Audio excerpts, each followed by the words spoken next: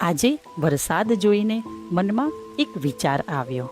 દિવાળી વીતી ગઈ છતાં આકાશ હજુ પણ ભીનું છે. લાગે છે કુદરત કંઈક કહી રહી છે. ક્યારેક લાગે છે આપણે જીવનની દોડધામમાં એટલા વ્યસ્ત થઈ ગયા છીએ કે પ્રકૃતિને પાછળ મૂકી દીધી છે. જે હંમેશા આપણું આશ્રય રહી છે એ હવે આપણું ધ્યાન ખેંચવા માટે વરસે છે, ગાજે છે, બોલે છે. હું મારી ગેલેરીમાં ઊભી રહીને આ બૂંદોને નિહાળું છું અને મનમાં એક અજબ શાંતિનો અનુભવ કરું છું. જાણે પ્રકૃતિ સાથે કોઈ નિઃશબ્દ વાતચીત ચાલી રહી હોય.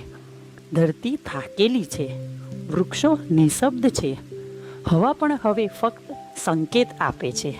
અને આજે આ વરસાદ જાણે ધીમેથી કહે છે, હું હજી જીવંત છું, તું મારી સાથે જોડાઈ જા.